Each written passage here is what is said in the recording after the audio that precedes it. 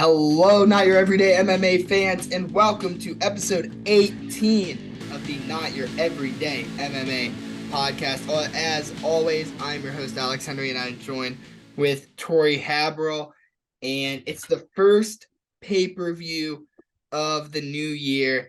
And I'm really excited. Quick thing, though, Tori, I noticed, obviously, we have audio-only listeners on Spotify, Apple Podcasts, and we appreciate them. But in YouTube, 62.9% of our watchers are not subscribed. That is so rude. Only 37.1%. So hit that subscribe button if you're watching the video. That way, every time we post, you know.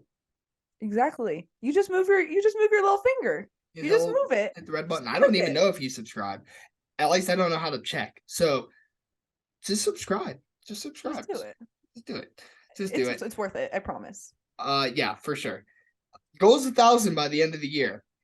So we shall get there. Help us get 1,000. That's the goal. 1,000 on YouTube. That's hard these days. Yes. At least to me. Maybe it's not. I don't know. But anyway, Tori, let's get into some fights. And Dana White decided, you know what? I'm going to announce a lot of fights for no reason.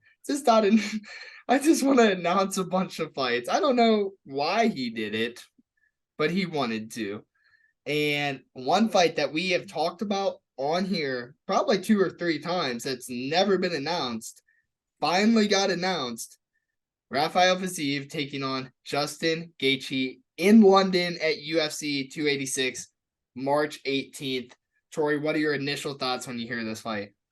I love this fight. I really, really love this fight. It's refreshing to see a top contender lightweight fight that isn't the same as like that it's not two people that have faced each other before, as like Dustin Poirier facing Justin Gaethje again, facing Charles Oliveira. It's not the same 5 guys. It's Justin Gaethje facing someone different, and Rafael Fiziev. And we'll really, really see how good Rafael Fiziev is, because Justin Gaethje is no joke at all.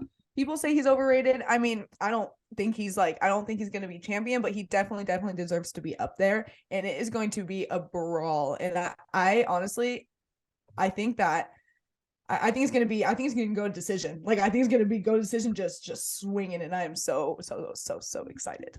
Yeah, I'm very excited for this fight. This is a fight, that I've said that I wanted to see. And these guys have beef. Like, obviously in UFC, you never know if the beef's real, if it's fake, how much they really care. But it seems to me they don't like each other, and they really wanted to fight each other. So, I'm telling my grandparents about how could you watch MMA. I always say, oh, well, they respect each other. They don't want to kill each other. But every now and then there's a couple guys that maybe want to kill each other, and that might be this fight.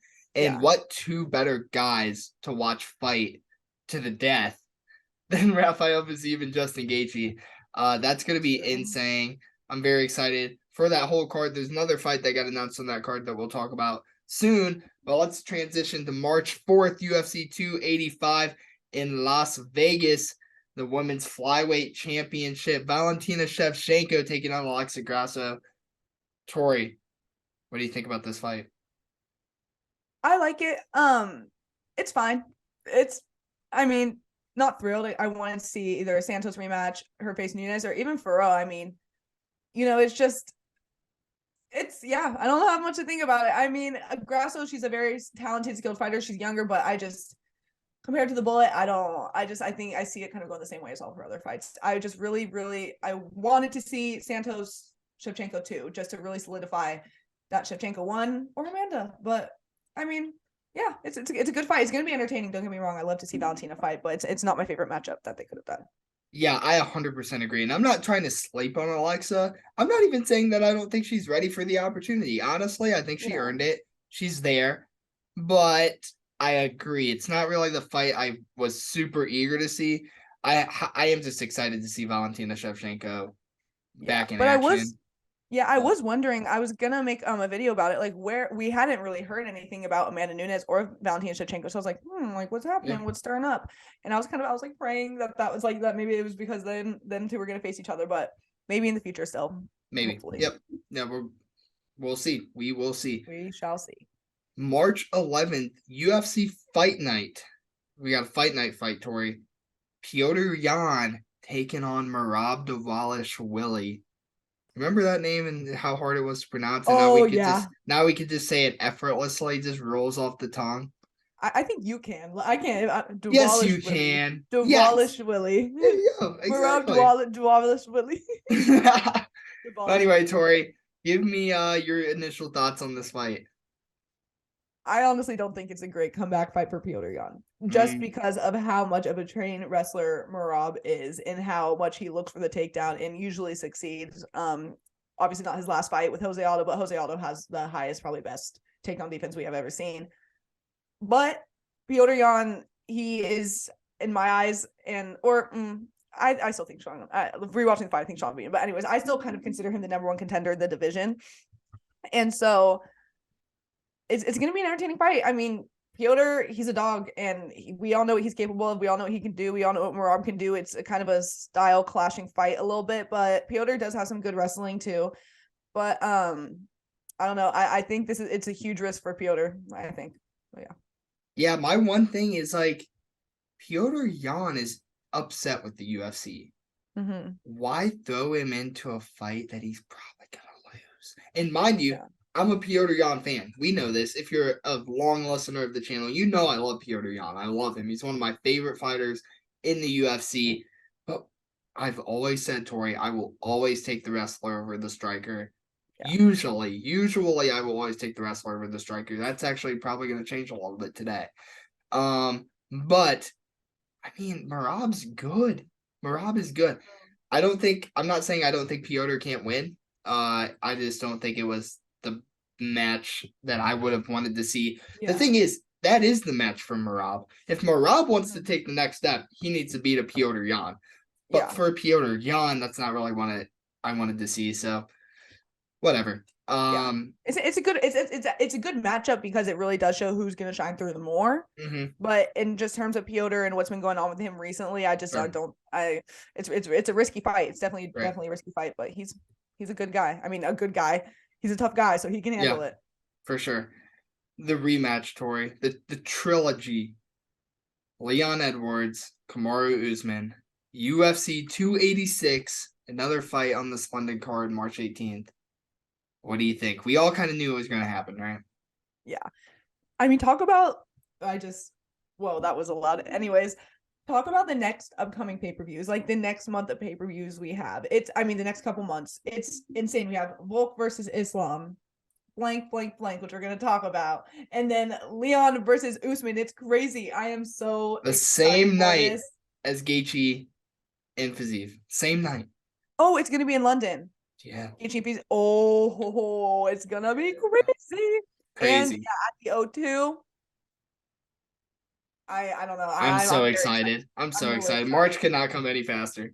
No, it cannot. And my birthday's in March, so it's a good birthday month for me. For MMA fans and for me. Yeah. Very excited for this fight though, Tori. I mean, you wanna know the crazy thing? You asked me a week after the fight. I say Kamaru Usman probably gets him next time.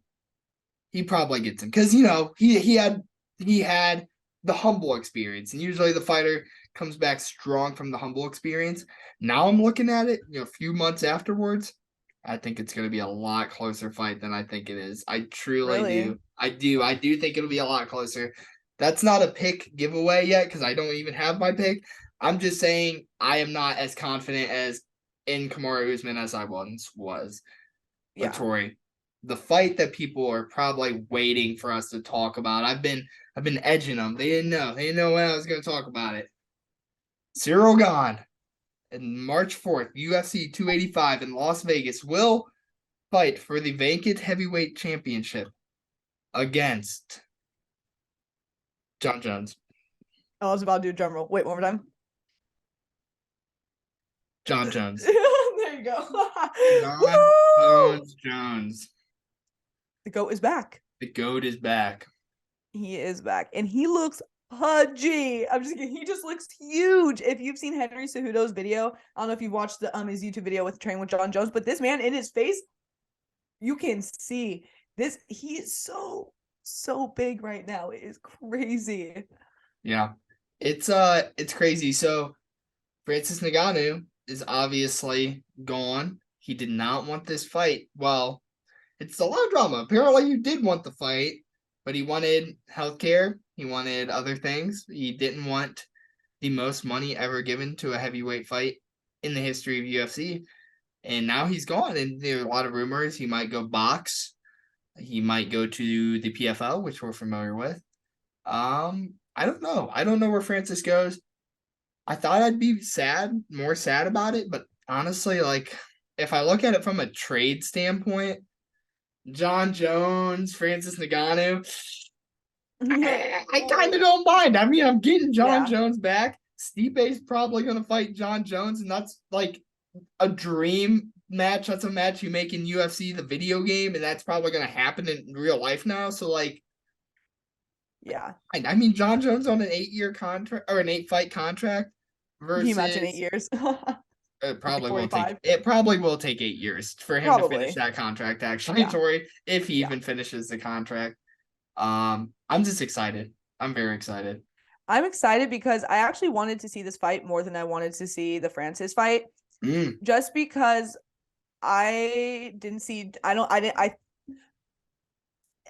he was as close of a fight with Francis because of just how much, in my mind, Francis is just another being. He's just so powerful. And I don't know. I just think that power is something else. And so I don't know. I would have had more Francis winning, but this one I think is very close. And I'm really, really excited because I'm a fan of Ciryl Gane. And I think he's really, really entertaining. And I'm excited. I know it's going to be a heavyweight banger. Like it's and they're the most fit heavyweights like ever. They're just huge. These men just look insane. And so it's going to be crazy. And I'm very, very excited. Yeah. And like the thing is, if Jon Jones wins all 8 fights, he would be, I think, 34-1 with like 22 title defenses. People would still say Khabib is better though, Tori. That's the worst thing. I know. That's the worst part. Jon Jones could win 8 fights and all of them be title defenses, and people would still think Khabib's better. But undefeated. Oh, he's only lost 2 rounds in his career. Woo. Hey, whatever. Sorry, guys. People have their opinions. Hey, Khabib fans, be mad. Be mad. He's in my top 5 though. He's not in Tori's top 5, so. I get attacked so much. It's they're sensitive, but it's okay. It's okay. It's whatever. Tori, you already talked about this pay-per-view. Yes, I do want to shout out my boy Terrence McKinney. He is fighting on the early prelims. Why? Couldn't tell you, but he is fighting on the early prelims. So shout out Terrence McKinney.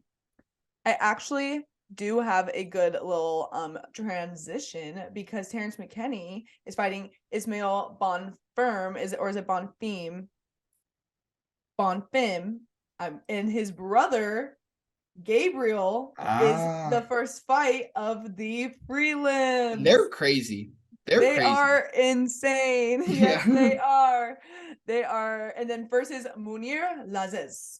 And so Bonfim is 13-0. He is undefeated. He's 3-0 with knockouts, 10-0 with submissions, and 5-0 in his last fight. His last fight was a win on Dana White's Contender Series, so this is going to be his UFC debut. As I mentioned before, his brother is fighting Terrence McKinney. He is the younger fighter between the two. He's a good striker with boxing-like style. He is fast and he has really good timing. He's very precise with his shots. He has solid footwork. He has a very sharp jab. And he does have the reach advantage, and so he usually does use his length to his advantage. He has pretty good timing with takedowns, good technical grappling, and whenever the fight hits the mat, he is always automatically kind of looking for that submission. And then you have Mounir Lazzez, who is 11-2-0, 8-1 with knockouts, no submissions, and has never been submitted. 4-1 in his last 5 fights. His last fight, he was a win by unanimous decision against Lusa. He is very skilled. He's a very skilled striker with a good amount of power. He's a good counter striker as well. Last fight really showed his stand-up skills because it was a very, very tough brawl. It was a skilled striker against a skilled striker. He does have a pretty good fight IQ, and he throws solid combinations. Very technical. Doesn't do great in brawls. Like last fight he won, but he didn't look his best. He's best when it's a technical kind of point fight.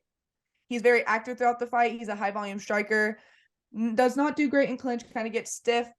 Stays on the outside of the octagon, stays out of range, solid footwork. He does have a 71% takedown defense, which is pretty good considering his opponent will most likely be trying to get him to the floor. And then he's pretty much overall well-rounded fighter. And this fight was hard because they are some not similar, just it's iffy. Like it's iffy. I always have my decision here, but as I talk about it out loud, I don't know. So for right now, I think I'm gonna go with Gabriel. And I'm gonna go with submission in the third round just because I think Lazzez is gonna wear out a little bit. Bonfim, he's undefeated, he's hungry, and it's his debut, and I think he's gonna want to make a show. And that's right. Yeah. I mean, that was a great breakdown. There's not much I can even add to that. Yeah, that was good. That was great. That was great because honestly, I agree. The Bonfim brothers are quite scary. I wouldn't want to mess with either of them. A Bon flu choke is how Gabriel won his Contender Series fight. If you don't know what a Von flu choke is, because it's a little more rare in the MMA world, he essentially submitted his opponent, but not with a guillotine, not with a lock. He quite literally choked him out with his shoulder so far into his neck. That's pretty aggressive. That's pretty brutal. Yeah, that's pretty rough. Fun. And the Von flu choke can be done a couple different ways too, but that's the main way you're gonna see that submission, and it's rare and it's crazy, and he's good. And I know you said Mounir had never been submitted in his career. However, I do agree with you, Tori, and I think this is the night that he probably gets submitted and he probably takes his first L. You got a guy making his UFC debut in his home country. Yeah.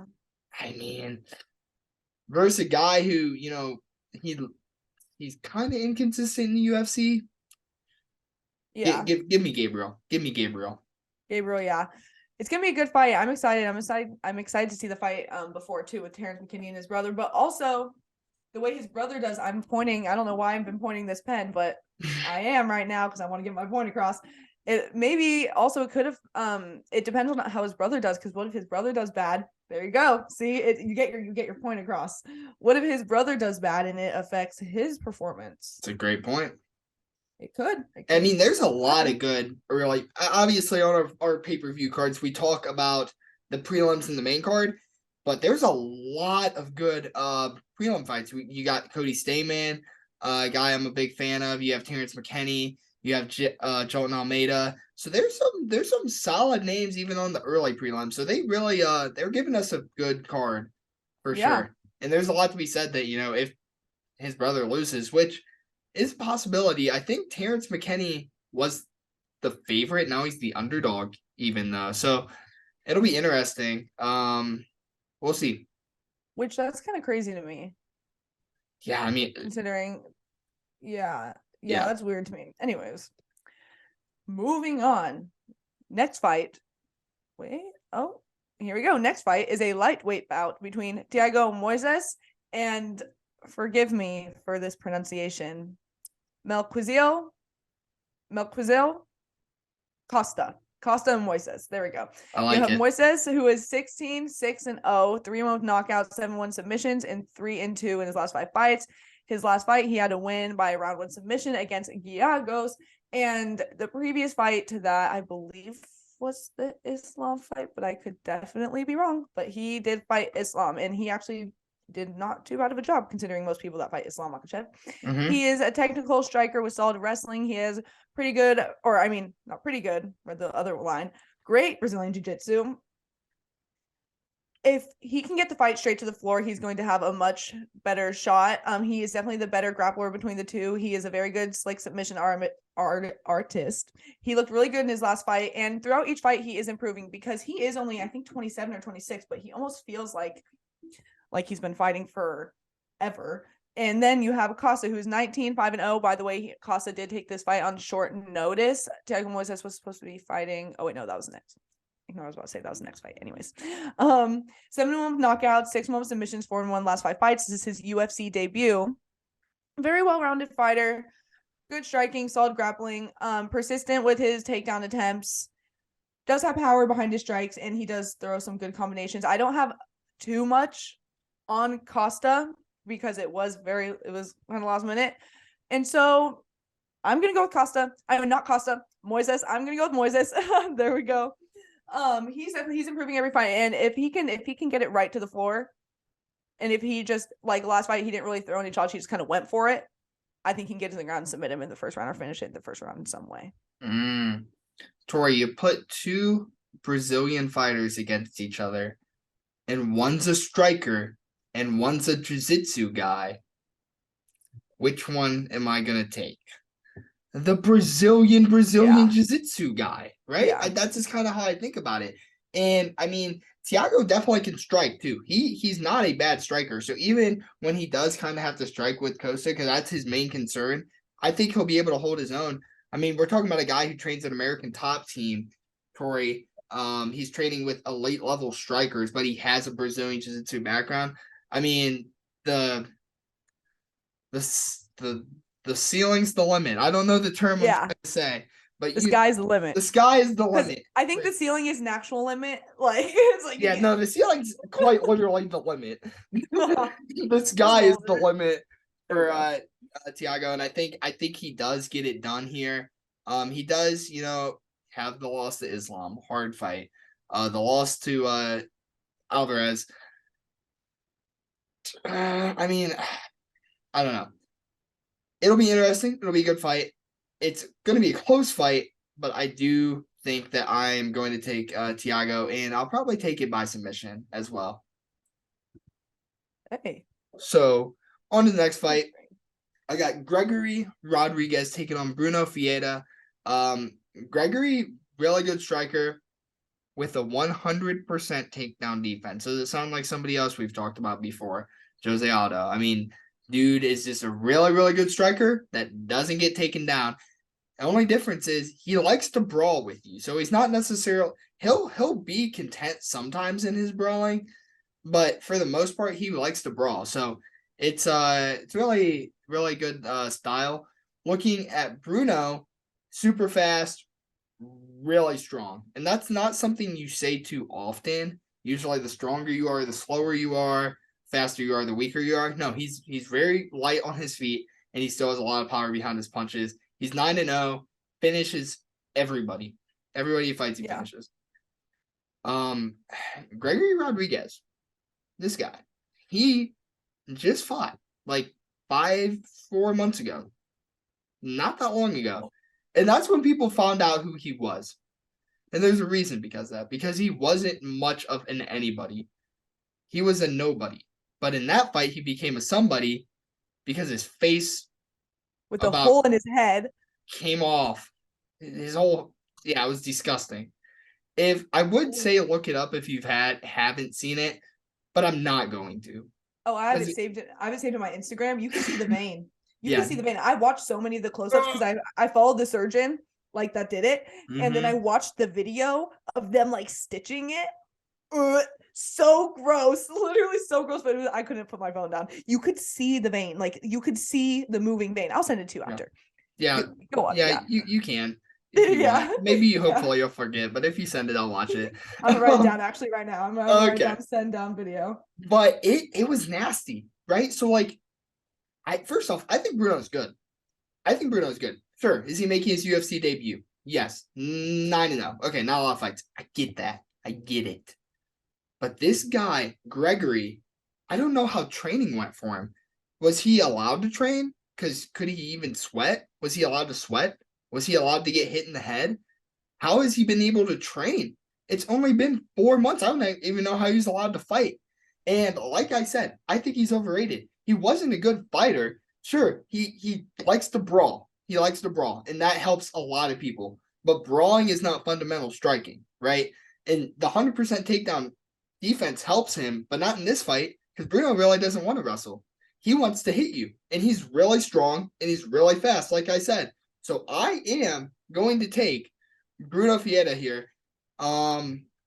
Yeah, I mean, call me crazy, but that's what I'm going with, Tori. Who do you got? I'm not necessarily going to disagree with you on this one because you did make some good points I about the always head. do. Yeah, I mean about the head. Think about it. If he gets hit in that spot, I mean, Oh look my at gosh. Nate Diaz. You hit him once and bloodbath. Mm. If he gets hit in that spot, bloodbath. Like that thing is opening back up and it's gonna be flopping around. Okay, it's a piece of skin. That vein is gonna pop out. Like if he So gets hit, gross. you never know. I'm just saying when these scars on your Right. face, they open up really, really quickly. But he is Rodrigues is an 8-time national Brazilian BJJ champion. Mm.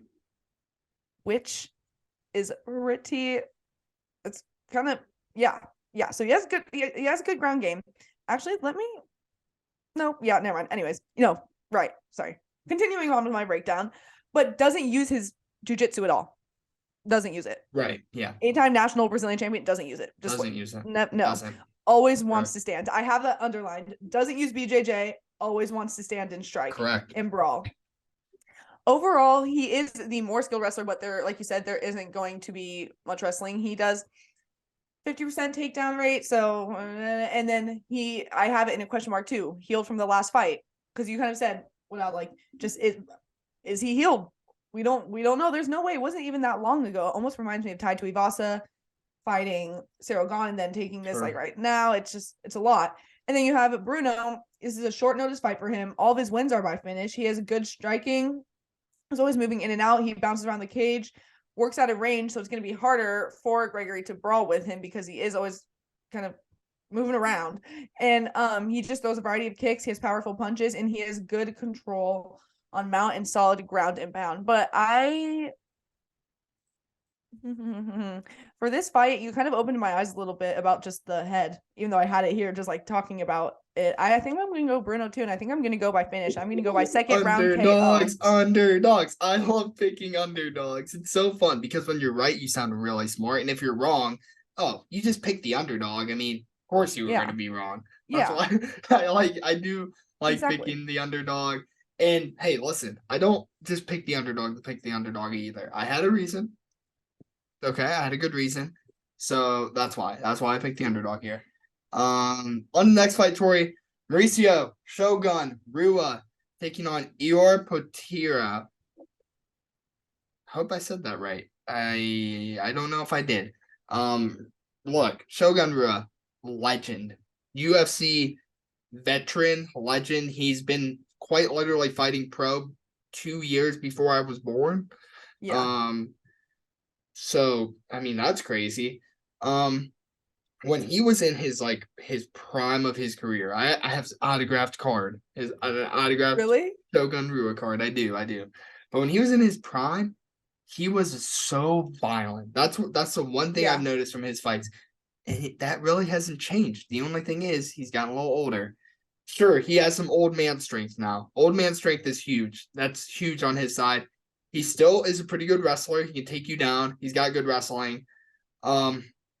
You're good striker, good accuracy, but not the best defensive fighter. He doesn't deal with counter striking well. He doesn't deal with any striking well for that matter. Yeah. Nothing well. Look, I know Shogun. How old is Shogun? I know you got it. 43? Actually, Shogun, I don't know. Let me look. I'm actually, because I'm very curious. I just have old age. Why Tori pulls that up? He's old. He is very old. 41? 41. Glover's older. Yeah, 41 years old. Glover's fighting at home. Crazy. Still, I think he's got that killer in him. Yeah. I'm going to take him here, and I think this will be his retirement fight. And he finishes him, and he walks off into the sunset like a movie. I know that probably sounds crazy, and this isn't as good of a reason as my last underdog pick where I just, his whole face might come off mid-fight. This is more based on emotion. But look, Shogun Rua is still in the UFC, and look at the main event of the fight of UFC 283. Glover is 2 years older And mind you, nobody talks about that they're worried about his cardio or that they're worried about his strength. Nobody does. Nobody worries about that for Gulliver. He's 43. So, I mean, yes, most older fighters are pretty bad the older they get, but I just think, I don't know. I got a feeling. I'm going with Spark. Shogun. I'm going with him. Call me Once crazy. again, I agree. Like, I literally agree. Yeah. I have it written down here is I chose Shogun too, because I mean, I love it. he's in his hometown. It's his last walk out to the octagon Exactly. in Brazil, screaming, Shogun, Shogun, Shogun, getting hyped up. And he's fighting a guy that is just not that great. Average And a lot at of best. stuff. Yeah. And like I mean, said, he's in he the doesn't UFC. have any defense. So like No. one And what good hit, honest to God, what I think Shogun should do is use his grappling right away. I think he should go for the grappling because Eeyore has a 30. Oh, that's a takedown. He just no wrestling. Literally no wrestling and not great cardio. And when he does strike, it's kind of loose and he just keeps his hands low and he doesn't have a lot of power. So I don't see him finishing Rua in any way or Shogun in any way. Shogun is gonna be a lot slower. But he can wrestle. When he was in his prime, one of the most exciting people ever. He's probably one of the most exciting fighters we've ever seen in MMA history. He was the last man to hold the belt before Jon Jones. Think about that. Crazy. And look at him now. And look at Jon Jones now. Crazy. Should use grappling. That's all I can say is very much should use grappling because that's how he's going to get the quickest finish, I believe. Just almost Hamza, Kevin Holland. Just go. Just go. Just take it to the floor. But I'm rooting for Shogun. I'm rooting for him, and I think he can get it done. I think if there was a fight to get it done, I think this is the fight. So yeah, Shogun. Let's go Shogun. Let's go Shogun. Tori, there we go. Bring us into the main card. I love the prelim fights.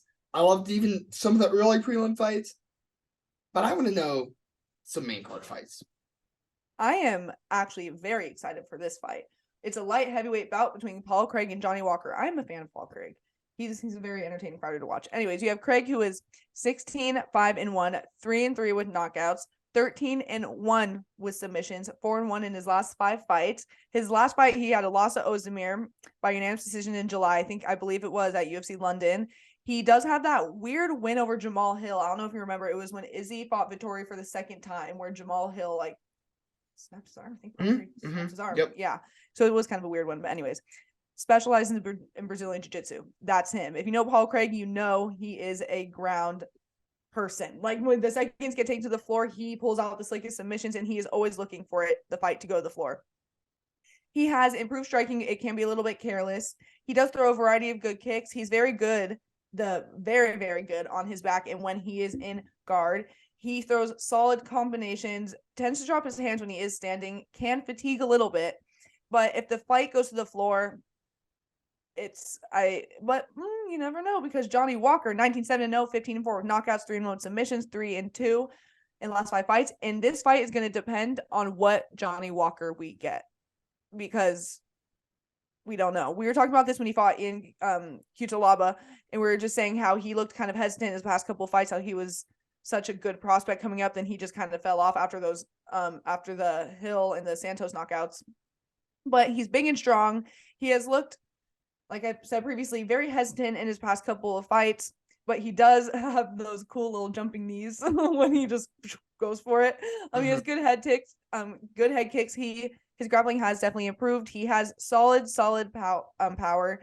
Previously, before those knockouts, when he was considered a contender, he was crazy in the octagon. He was fun. He would just go for it, and he was constantly moving forward. But now he's just not the same. He changed camps, and he's not the same. Inconsistent, and if it's the old crazy Walker, then I said in words, if it is the old crazy Walker, then him by KO. And that's what I said. Because I don't know which one I'm going to get, but if not, I'm going to take Paul. I think Paul Craig actually, no. Because Paul Craig last time was chasing that submission too much and lost the fight because that's constantly trying to take it to the floor. So I'm going to let you talk, and then I'm going to say what I think is going to happen afterwards because I'm not unsure right now. That's so kind. Well, I mean, Paul Craig beat Magomed Ankalaev. That's something that's crazy. Did he do it with 1 second left in the fight? Yeah. Was he losing pretty much the whole fight? Also, yeah. Yeah. But he did it.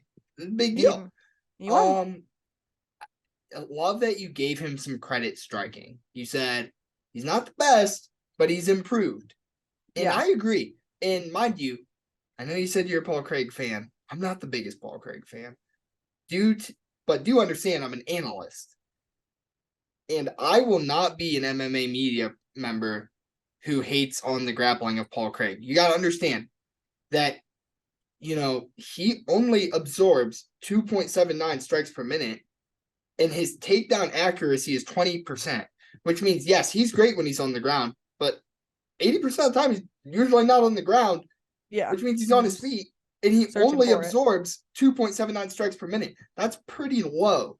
So that must mean his striking's average. And what I've said this week is I said his striking isn't great, but just because it isn't great does not mean that it's bad. I do not think his striking's bad by any means. I don't think it's good. It's just very mid. Johnny Walker, on the other hand, is a great striker. Very diverse, good speed, good power. I think he's on the comeback of his career. You kind of talked about how he had a lot of losses. He didn't look the same. Last time we talked about him, I said he was in the battle. Ian Kutalaba, is that who he fought? And it was the battle of the And it was the battle of the woulda, coulda, shouldas. Yeah. He won. He won the battle of the woulda, coulda, shouldas. So now, technically speaking, with my logic, he should be there. And he has a huge reach advantage, which I think will help him defend those takedowns. And I talked about how Craig doesn't get enough credit on his feet, but he's not going to be able to strike with Johnny Walker. I'll tell you that right now. If Johnny Walker's on his game like he has been, he won't be able to strike with him.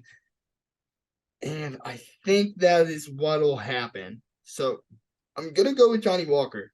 Earlier in the week, I was much more confident with Johnny Walker. The more the week's gone on, I've kind of leaned more towards Paul Craig. But I'm going Johnny Walker, Tori. Who do you got? Did that help you at all? Probably not. It did. No, it definitely did. Just because I'm remembering the Volkan Ozdemir fight, and it was just constant. Paul Craig was constantly shooting and just looking for that takedown. He just could not get it, and then he was constantly looking for submissions and trying to get Ozdemir to follow him to the ground, and he just simply wouldn't. And I don't think Walker's going to be dumb enough to fall into that trap and to go to the ground with Paul Craig. So I am going to choose old Walker, you better come out. You better come out strong and swinging and banging, because I'll choose Walker.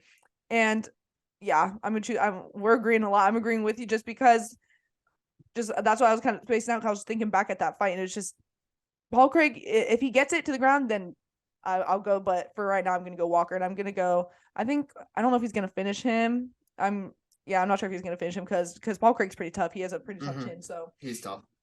I'm going to go with Johnny Walker, and I'm going to go by decision. There we go.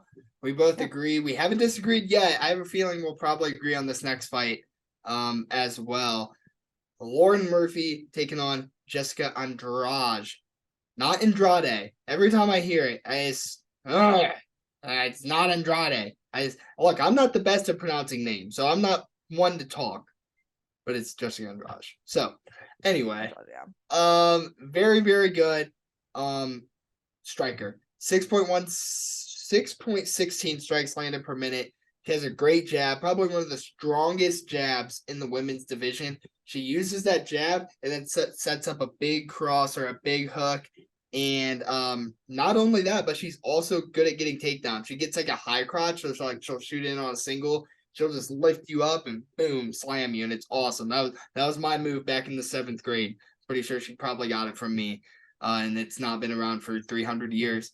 It averages 2.85 takedowns a fight. The one thing that I don't like with her, and it might be a big deal in this fight, is that she isn't the best at defending the counter strike either, because she's bully. She's bully fighter. Yeah. And, when she's bully fighting and then the fighter just fights back, she's not always the best at defending that. Lauren Murphy, another strong striker, throws a lot, but I'm going to say something. Maybe it's an unpopular opinion. I don't think Lauren Murphy's good. I genuinely don't think she's that good.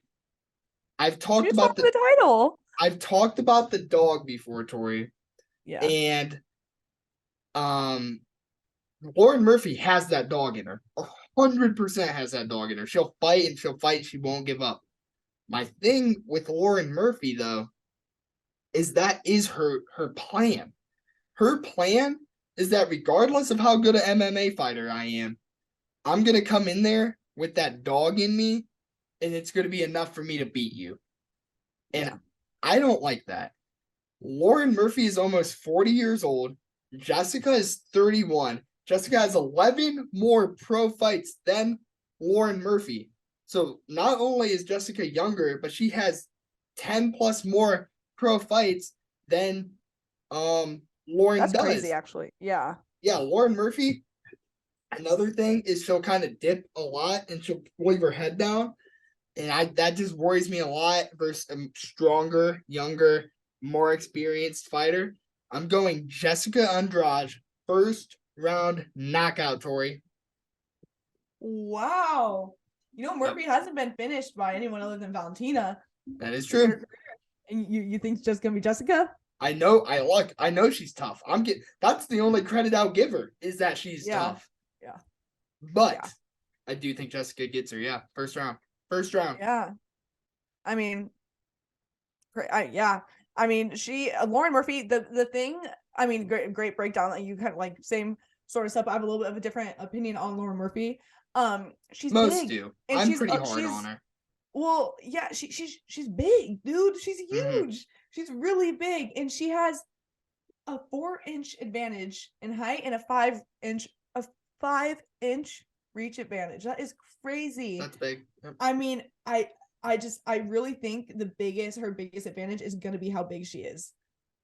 That's kind of it. For some reason, when I said 5-inch reach advantage, I fully just thought about like 5 feet reach advantage. Like my brain just went to her arms, just being like, Yep, oh, 5 feet. and being so long and just He can stand in her corner and not move and fight her. Holding her head and just because like running like at her like that. I don't know why my brain just pictured that when I said that. Anyways, I know.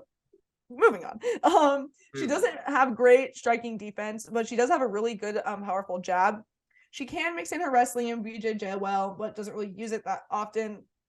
And she has a good double leg. If you watch a fight with Misha Tate, boxing like stand up. I mean, there's not much to say about Lauren Murphy. she's Lauren Murphy. You're And right. then There's not much to say about her. Jessica Andrade. She's awesome. This girl, I love her. She's so cool. I wish the Zhang fight and her fight lasted longer because I want to see that fight again. Like, I wish she was just a little bit more durable or just like maybe stayed in there for a little longer so we could see that fight once again. Anyways, great punching power. She has really good counters. She does good when she traps her opponents against the cage. When she gets the fight to the ground, she's very, very good at top position. She's a black belt in Brazilian Jiu-Jitsu. She has a ground advantage, and she needs to use those body shots to kind of weaken Murphy and kind of get her to the floor. She is an aggressive striker who is constantly looking to kill her opponents. As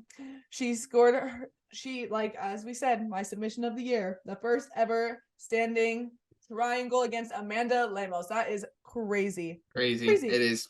And I mean, she needs to work on not gassing out and just kind of finding her pace within the fight. I mean, if she doesn't want to knock her out in the first round, then go out. But I'm just saying, if she really wants to decisively win this fight, I think she needs to pace herself because Lauren Murphy's very tough and she is very big.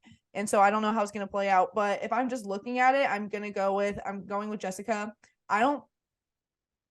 It's just the biggest thing for me that kind of tripped me up about this fight is the size difference because it is so massive and because Lauren is really big. Yeah. So I have Jessica.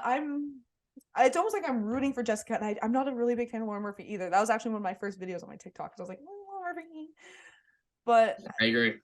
Yeah, she's fine. But it's just hard because she's just so big. So I'm confused as if Jessica can get it the finish because of how big, but I'm gonna go Jessica, and I'll say by submission. I'll go by round 2 submission. That's solid, actually. Yeah, that's solid. Sorry, that was a lot of talking. Just this fight. I'm very, very. This main card is very good. I'm excited It's for this so fight. good. Isn't And it so good? I didn't even really know about this fight. Like, fully didn't do full research on it. Like about this fight until like 2 weeks ago. I was like, oh, dang, that's a good fight. And so Hmm. yeah, I'm excited. The whole card's actually really good. I'm It still like is. sleeping on it, even talking about it.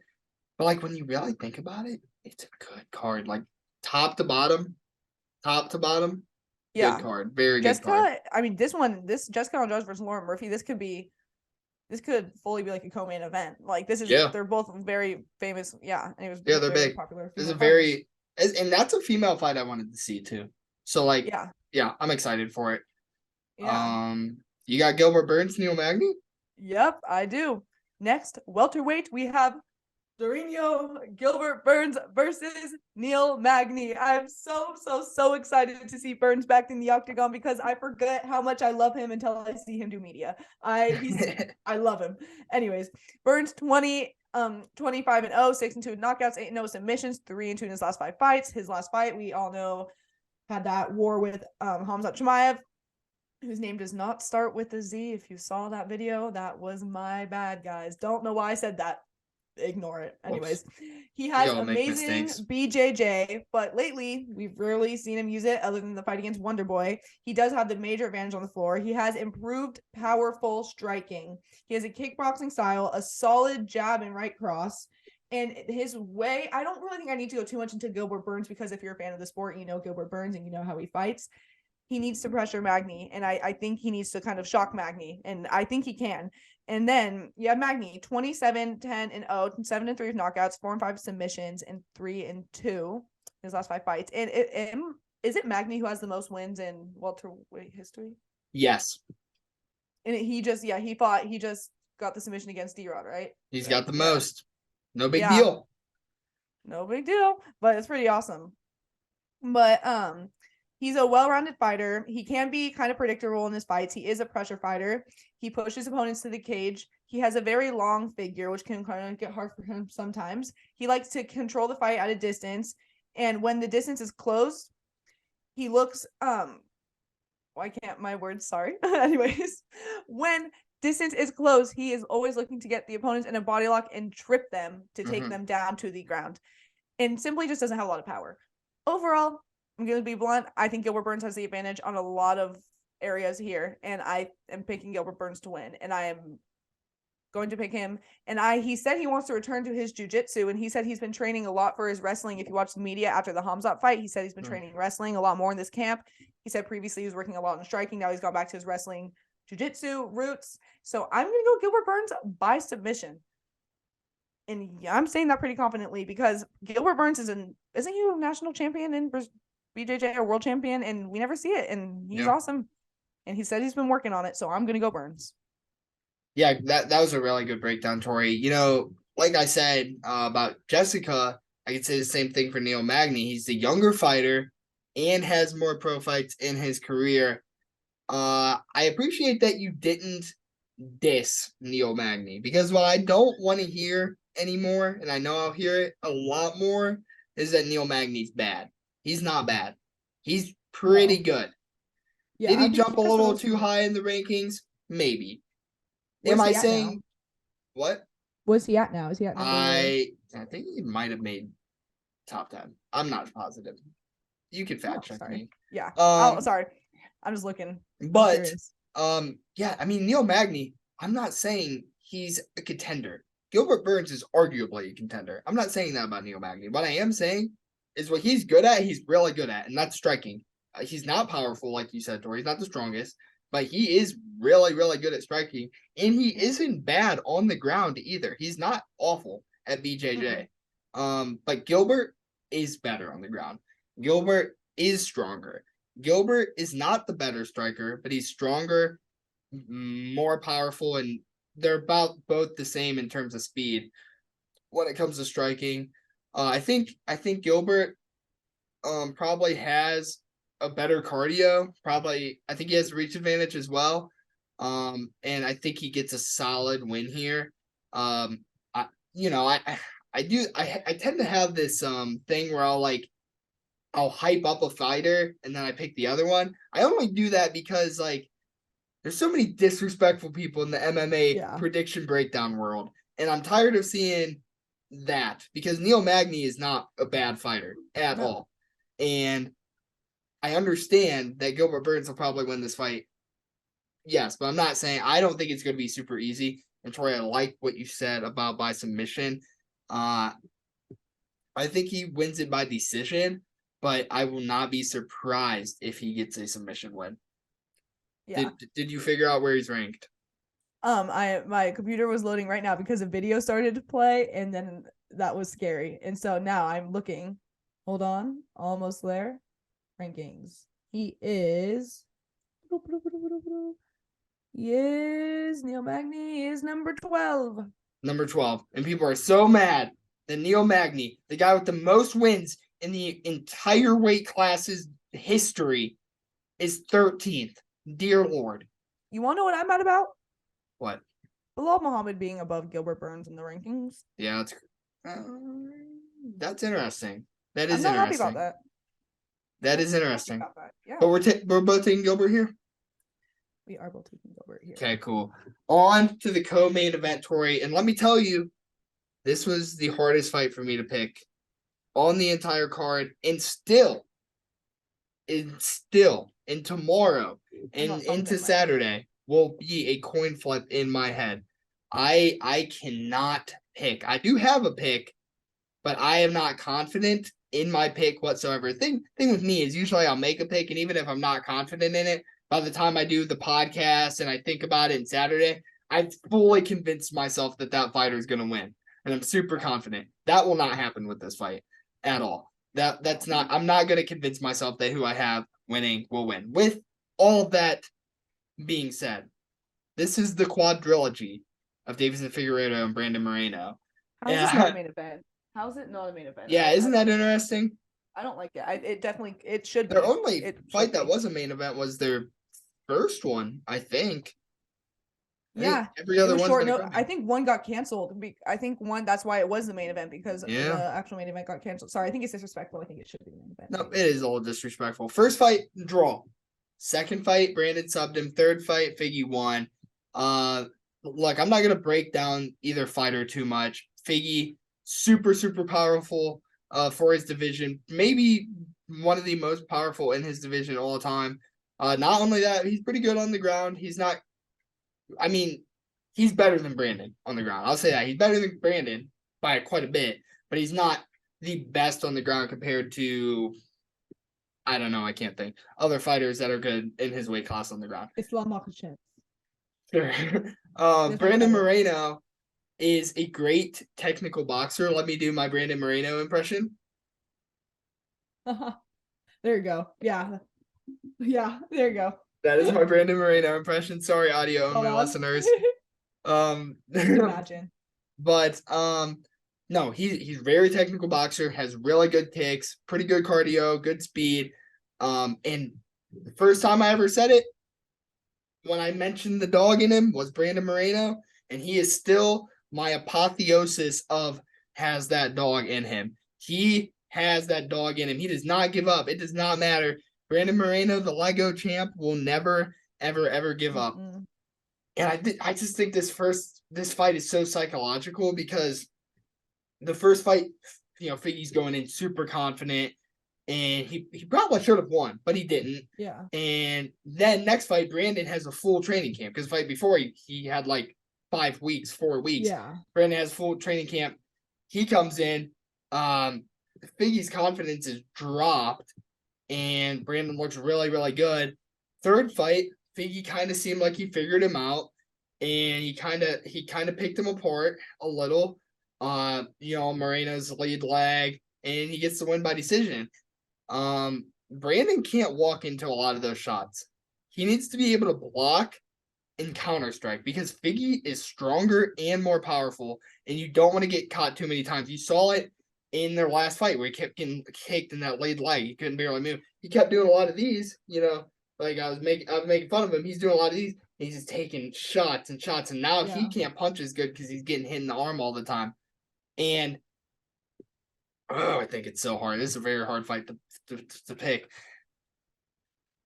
You want to know why it's a hard fight for me to pick because I am a Brandon Moreno fan. I'm a huge Brandon Moreno fan.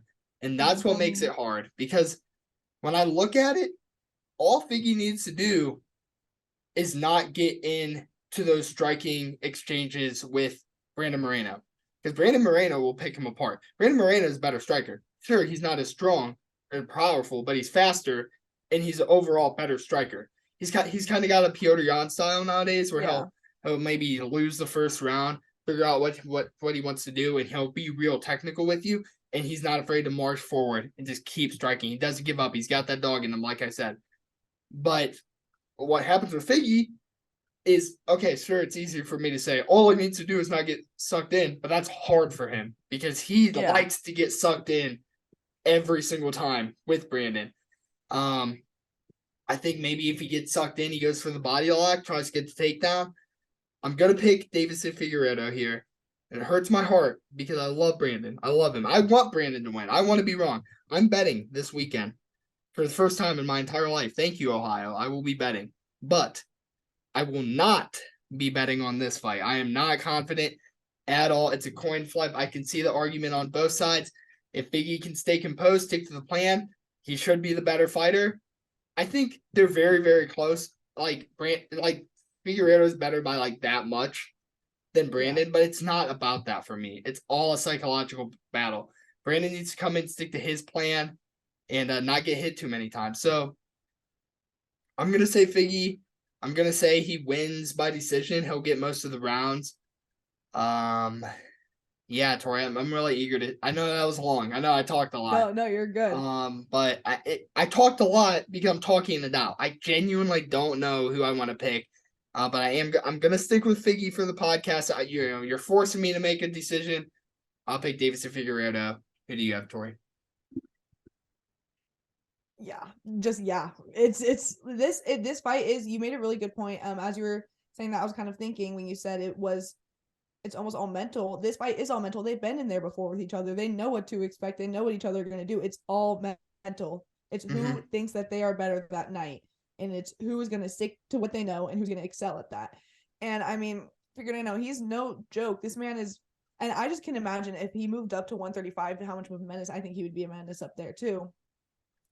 Black belt, he's good everywhere. Like you said, there's not really much breaking down to do. He's very dangerous everywhere. He has improved wrestling. He's good inside the clinch. He has good submissions. But the one thing I do have to say about Figueiredo that could kind of be a concern is he drained from the weight cut? And that's what we kind of saw in the second fight. We kind of saw that in the second fight. Because he looks jacked right now. Did you see any pictures of him from today? I've seen some pictures. Yeah, he looked jacked. But is that a good thing? Yeah, is he doing it healthily? Is it good? Is he feeling okay? That's a big point. He looked like he was feeling fine, but I mean, the weight cut is huge. He's a big dude. Moreno. I have a couple notes for Moreno, but everyone knows him. I have heart in all caps because this man has heart. He has heart. And I just never see. I think Figgy might be the better fighter, but I honestly just think Moreno might have it inside his head, if that makes sense. I think he honestly might have that mental toughness that is needed to win this fight because he has such strong heart. He has his whole country behind him because Mexico, the first Mexican-born champion. That's a big deal. You have a whole country behind you, including my grandma. If you guys don't know, my grandma was born and raised in Mexico in Sinaloa. A very thick accent, doesn't speak very, very speaks fluent English, but just because she moved here when she was younger. But anyways, she's never watched MMA and she saw his post-fight interview and was almost in tears seeing that. And he just has all this support behind him. I was wiping down my tears because it's little Viva Mexico. It's just, I just think he has it. And I don't necessarily know if he'll be defending this title because I don't know if Pantoja comes up, I can see him winning, but I just think in this moment right now to end this, I think it sounds bad. And I know I'm saying he has his whole country behind him as they're in Brazil, but it's true. He has the whole country supporting him. And I think Moreno can get it done. And I don't know how. I can't tell you how. I just think he has. My biggest thing is I'm not going to break them down as much because I have notes, but You know them. They fought You 3 know, times before. they know There's each really other. no need. Yeah, they know each other. And I honestly, I don't know. I feel it in my bones. I feel it that he is going to win and that he is going to make his country proud. Well, yeah, one thing that Deiveson Figueiredo said today is he said that he's in Brandon Moreno's head. And in my opinion, I'm not a therapist, a psych major, I'm a media study major. However, what I do know is that if you're saying that you're in somebody's head, I think they might be in your head. That's kind of what I think about that. Something I do want to mention, Tori, is if you go back, Brandon Moreno's last fight, Kai France, he got busted open real good under the eye, big cut. That's still healing. He actually just said that got busted open in sparring a week ago. And, you think, I don't know who he's sparring a week before a fight, but I can't imagine it was a big blow, a week before a fight. And I'm sure it wasn't somebody as strong as Figgy, who's arguably the strongest in his weight class of all time. So that does worry me that you might see we talked about it earlier, like a Nate Diaz scar tissue bust open. And it bothered him in that Kai fight. You kept seeing him on his parry messing with it. It did bother him.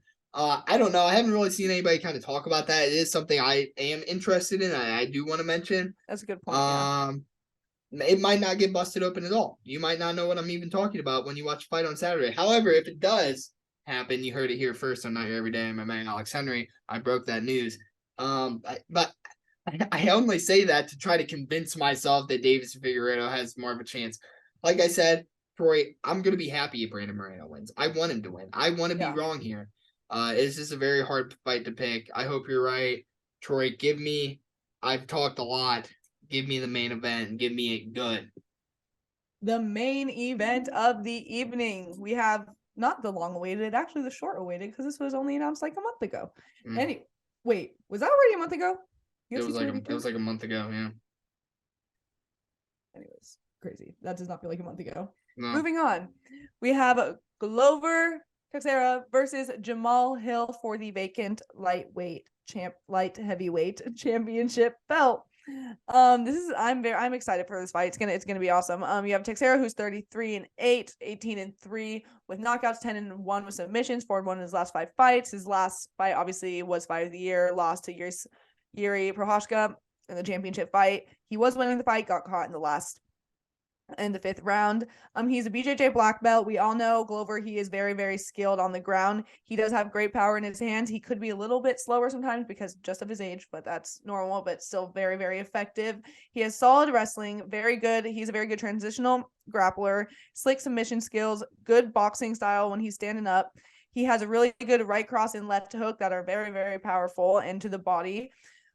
Solid gas tank for his age. He does push his opponents back with strikes to kind of get them against the cage a little bit. Speed may be a problem, but that's just, again, with age, you just never know. He is 43, but like I said, still fighting for a championship belt. Amazing fighter. And he has very good defensive grappling as well. Not that I don't think Hill's going to be on him too much, but you have Jamal Hill, who is 11-1-0, 7-1 knockouts, no submissions, never been submitted, 4-1 in last 5 fights. His last fight, it was the win against Thiago Santos, and it was a knockout in the 4th round. He's a southpaw, which also could be kind of tricky for Glover. He has a kickboxing striking style. He is a Brazilian jiu-jitsu brown belt, so not too bad. He is a very, very powerful guy. He has solid game inside the clinch. He has very good counter strikes, good kicks and knees, very powerful left hand. That is definitely something to watch out for. A pressure fighter. Mixes in good attacks to the body. He does have improved wrestling, and sometimes kind of my fault is he can hang with his hands low, leaving openings for some headshots. But this fight, ever since it got announced, I still don't know. I have a question mark because I honestly don't know. It could go either way. If Hill doesn't get it done in the first 2 rounds, then I'm going to choose Glover. But I think Glover is more well-rounded, and I'm rooting for Glover. I am, truly. And you know what? I'm gonna go with Glover because this fight was really hard for me to pick because it was so soon, and it's like it really depends. Like it really, really, really depends on what's gonna happen. Is Jamal gonna come out like swinging a lot, or it's just Glover does have more 5-round experience. So if it does go past the 3 rounds, he'll probably have a better shot of winning. It's hard. It's a really hard fight to choose, and I'm gonna go Glover. Yeah. I'm gonna go. You know what? Should I just say it? I'm gonna go Glover by 4th round submission. I like that you just said it, Tori. Yeah. This is a hard fight for me to predict as well. It truly is. There's a lot of pros and cons. Pro Glover, back-to-back training camps without a fight. So that's pretty big for him. He has that old man strength. You talked about his great boxing. He throws like a good left hook, looks for a double leg takedown. Very fundamental. Double leg takedowns, fundamental striking like an old style boxer. And he's working with Alex now. Forgot about that. Yeah. When he's on the ground too, like his BJJ isn't crazy. I talk about a Von Flue. You're not seeing a Von Flue out of Glover. Not in my luck, you're going to see a Von Flue out of Glover on Saturday.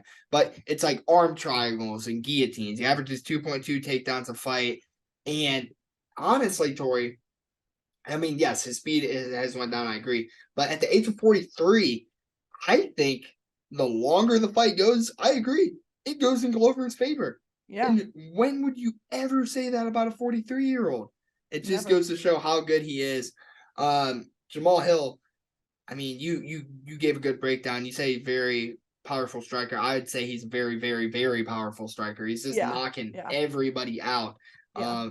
His thing is he's only got 12 pro fights in his career.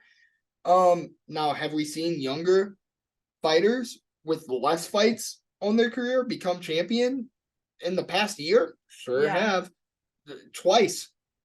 So we've seen it. And you mentioned that he's a southpaw, and something that you mentioned in the Glover breakdown that I really like that you brought up is that Glover likes to back up his opponents into the cage, right? Mm-hmm. What Jamal Hill is very good at, and especially in a southpaw, which will help him, is striking while getting walked back.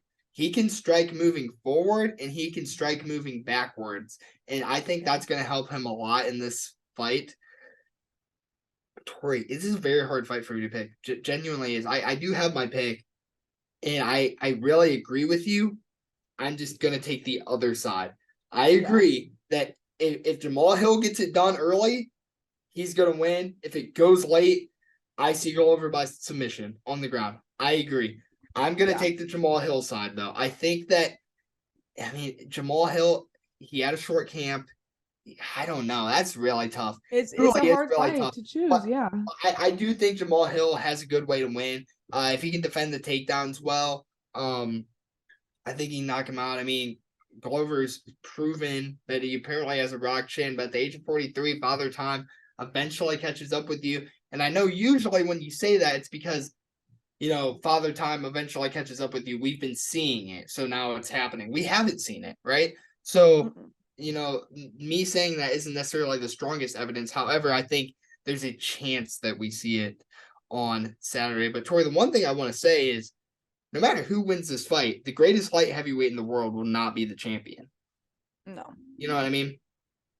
Yeah. No, I understand. Yeah. I think we're waiting.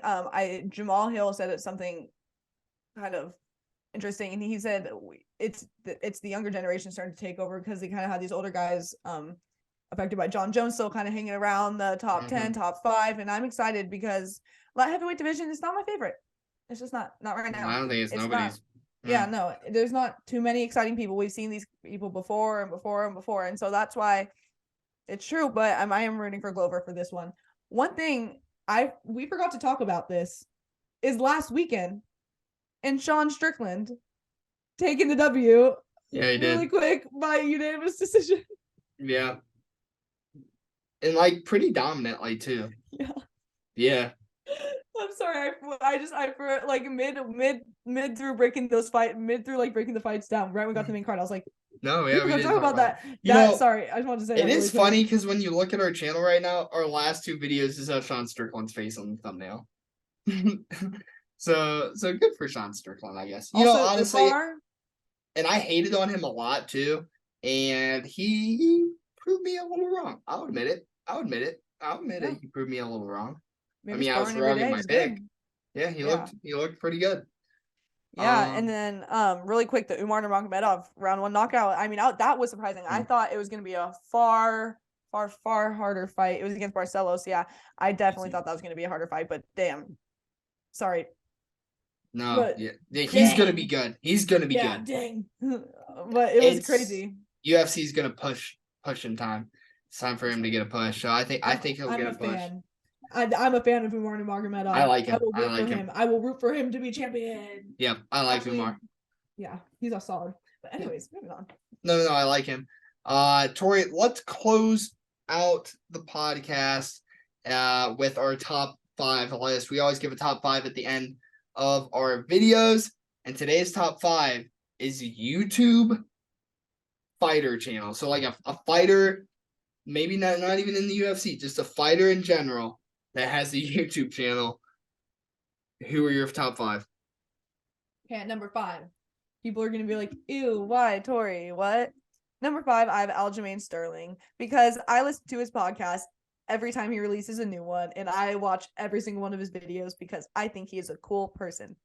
And I think he has some good fight knowledge, and I like hearing him talking about fights. He does have good fight knowledge. He does I like him a little more. You know, if you're a big fan, you know, I probably have hated on Aljo a few times on this channel, but I met him, and now I like him more because I met him in real life. Yeah.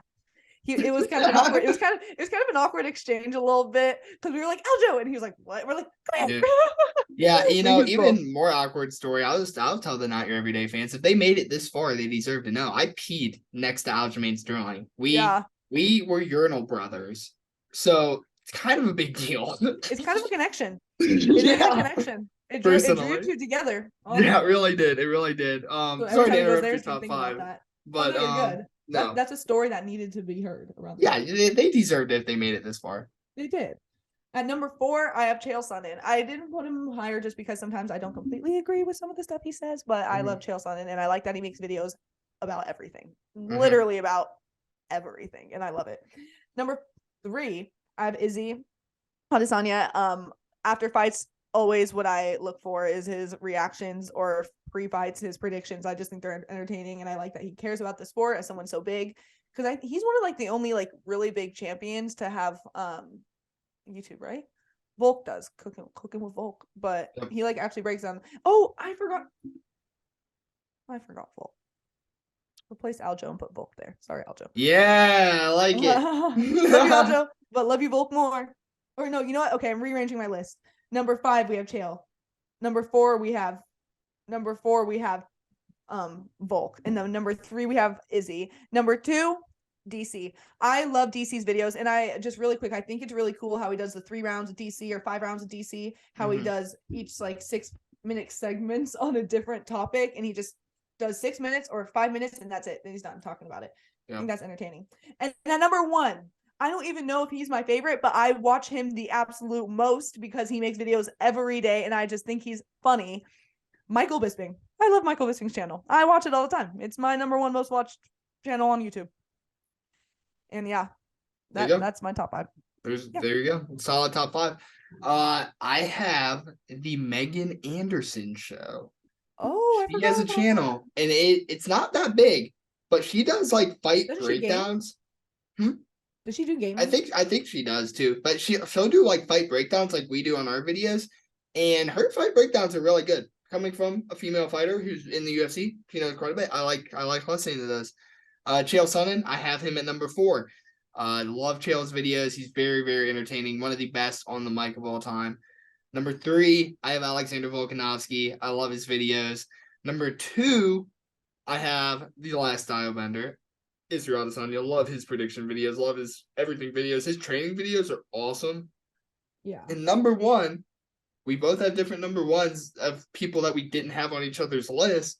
I have Sean O'Malley. I love Sean O'Malley's YouTube channel. I like hearing him talk about fights because the way that he talks about fights is the way I talk about fights, but he's a UFC fighter. So it's I think it's kind of cool. I like his training videos with Coach Tim as well. So that's going to do it for a stacked episode. UFC 283. I keep wanting to say 73. I don't know why. UFC 283, Rio de Janeiro in Brazil. I'm very, very excited for all these fights, Tori. I'm excited for the fights that we talked about earlier, too. I just know the year 2022 is going to be big, and we're coming with a video all the time. 2023, the year 2023. Thank you, Tori. Going to be a big year. Can I say something really quick? Say it. I made a TikTok and I said last year was the year of the underdog. This is the year of the comeback.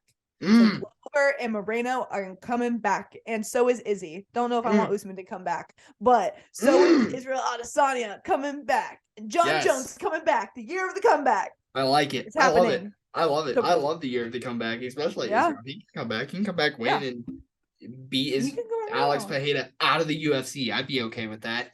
Anyway, that will do it. We appreciate you guys who stuck around this long, listen to all of our predictions. Make sure, if you haven't already, hit that subscribe button if you're on YouTube, because only like 30% of you guys are even subscribed that are watching this. So good for you. And if you're an audio-only listener, we appreciate you as well. As always, my name's Alex Henry, and I was with Tori Haprel. And we are signing out.